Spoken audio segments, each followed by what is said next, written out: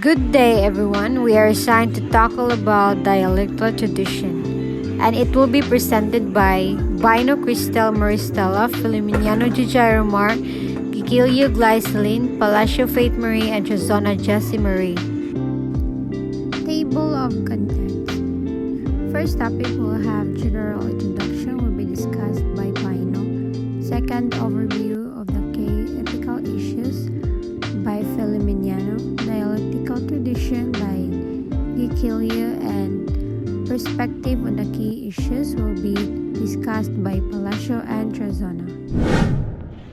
Hi, I am Crystal Baina and I'm going to tackle about Dialectical Tradition by Immanuel Kant, George Friedrich Hegel, and Karl Marx. So for the general introduction, what you need to know about this topic. It's all about dialectical tradition. So in studying this topic, you'll be able to know different kind of principal ideas issued offered by philosophers. So you'll be able to know the different point of views of Kant, Hegel, and Marx. So issues in the area offered by philosophers. The first two pages consist of key ethical issues of dialectical tradition. So mass philosophy explains his spiritual nature, destiny, and personality as a human being. So, the speculative branches of philosophy are two branches of philosophy that answer the question what is to be in metaphysics and what is it to be a man in philosophy of a man. So with this one, we'll be able to know our attitude, behavior as a human being, and also what it feels like to be a human. So the philosopher in this book provide an explicit examination of these moral choices which aids our understanding of life. So what are our purpose and how does our behavior change all throughout our life? The key ethical issues. The theory of value is the first major topic in ethics to be discussed. The object of human desire and struggle is frequently referred to as value. A theory of value is called axiology in technical terms. Axiology means it is the philosophical study of value. It includes questions about the nature and classification of values and about what kind of things have value. The value or end in view of human endeavor for the classical Greeks is a life lived according to reason. So next is the virtue. Virtue is a moral habit which generally result in the gaining or maintaining of your values. Your values are based on your moral standard which should be your own life. Virtues are pre-thought out methods for achieving your values. This means that with rational virtues, acting virtues leads to be a happy and successful life. Next is the obligation. Obligations requires an action being done and duty is the carrying out of this action. Sociologists believe that an obligation is an objective force. Philosophers, however, believe obligations are moral imperatives. Written obligations are contracts. The technical name for the part of ethics that deals with obligation is called deontology. Natural law. A theory that states that a man himself is capable of setting up a standard of morality based on his own nature. So it holds that all human conduct is governed by an inherited set of universal moral rules. These rules apply to everyone, everywhere in the same way. The Dialectical Tradition, Kant, Hegel, Marx. Immanuel Kant, G.W.F. Hegel, 1770 to 1831, and Karl Marx, 1818 to 1883, developed the reasonable world of the Greeks and the God-centered world of the medieval Christians to the subjective moral of philosophy. Kant not only achieved a radically different solution to the problem, but inheres in an era of critical philosophy and a new approach to the field of morality. The Greek and Christian philosophers considered man's main task to be discovering the structure and law that was already present in the world. Thus, Kant spoke of the moral law as being within man. In Hegel, man's confidence in his own ability to construct a completely adequate, systematic understanding of the world is at its highest. In the quest of the system that would rationally explain the absolute and the world, the nature of history, and the role of the spirit. Marx too emphasized the relationship between man and the world and the necessity for man to work and relate himself to the world. The philosophies of Kant, Hegel, and Marx reflect the brilliant accomplishments of man in the world to science and technology. At the same time, that man was using superb techniques in remaking his world. He was beginning to emphasize his own role in the formation of his knowledge and values. Good day everyone, I am Faith Maria Palacio, one of the reporter of the perspectives on the key issues. Value.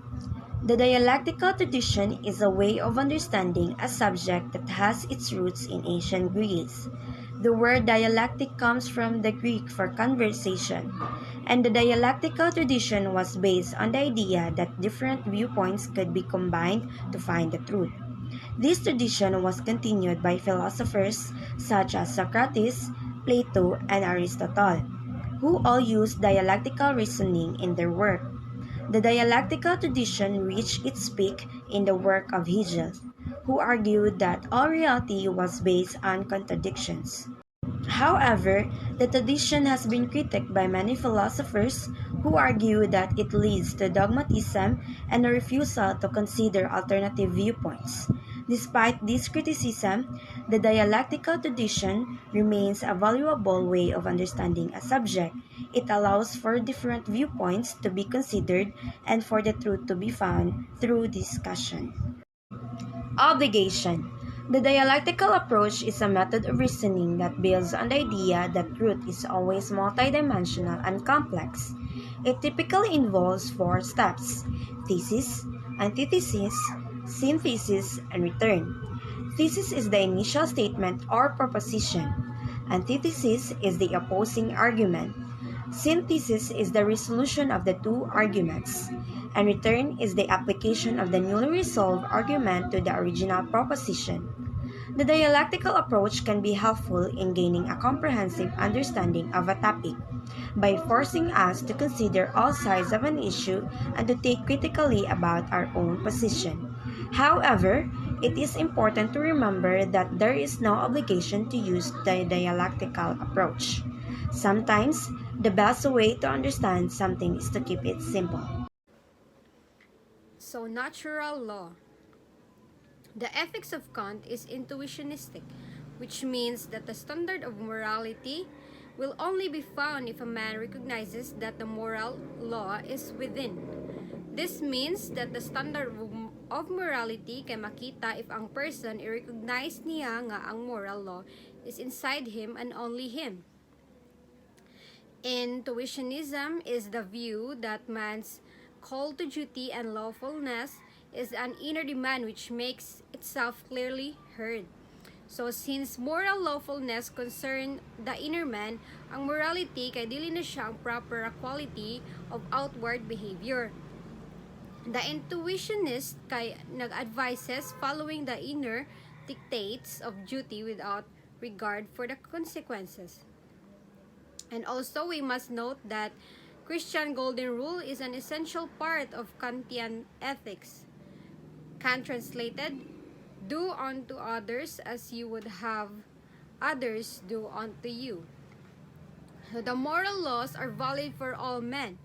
Hegel viewed natural law in a very different way. He did not share Kant's confidence that the individual could simply follow his own inner directives. So, in his status as an individual or membro sa usa ka family, Ang law of man's nature and iyang standard of his morality come to him imperfectly. Ang wisdom of man organized into a state community better embodies law and moral standard. And one argument for the state's greater wisdom is that it supplies a necessary principle of order and pattern for individual citizens' freedom. And for Marx, the question of natural law and standard of morality must be viewed in light of the fact that by his inversion of Hegelianism, he denied the idealistic notion of developing absolute spirit throughout history. So, Karl Marx was far from naive materialist who didn't believe in the ethical demands and standard that humans must follow. So viewing man in isolation from his fellow man obscures his vital relationship to the community. To disconnect man from his urge for spontaneous association with his fellow man is the greatest crime. So next we have virtue. So for Kant, the primary human virtue and excellence is dignity, the intrinsic worth of the person which result from his status as a rational being. So diri gipasabot nga ang dignity sa usa ka tawo kay ang rason why we are worthy sa status as a rational being. So people are valuable because they are one of a kind and irreplaceable. Everything else except man may have a value and be traded as a commodity. Man is self-sufficient. He must create his own rules based on principles, and his dignity is founded on autonomy. So Marx also emphasizes the ancient virtue of courage, urging men to fight and eventually overthrow the system that dehumanizes and exploits them. And for Hegel, the interrelatedness of all things in an absolute spirit that he constantly emphasized the virtue of order. So during a statement, nagbase siya sa atong freedom or the freedom of an individual. It should be valued but not dili maabot sa point nga the way ka mag-exercise sa imong freedom kay ma-affect ang ubang freedom sa usa ka tawo, like imong freedom kay makaguba sa ubang freedom sa usa ka tawo. So basically gipasabot diri nga dapat we have our own individual freedom, so dapat dili ta maka-affect sa uban. And Hegel, for example, was so convinced of the interconnectedness of all things in an absolute spirit that he emphasizes the value of the order of all the time. So he cherished individual freedom. So gi-cherish niya ang individual freedom, but not to the extent that it was exercised in disorder, as it would be if my own freedom was used to undermine the freedom of others. Sa opposition ani for Marx, kay the greatness that characterizes the true human being is spontaneous and creative union with one's fellow man and with nature, as opposed to the knowledge of any one individual. Alienation or separation of man from his own authenticity, from his fellow man, or from nature is in opposition to this. So basically, ang meaning ani or is ang pasabot ani kay atong pagkamaayong tao kay giprove na siya if we're conscious nga magkahiusa or naatay unity. So also Marx emphasizes the ancient virtue of courage, and that would be all. Thank you.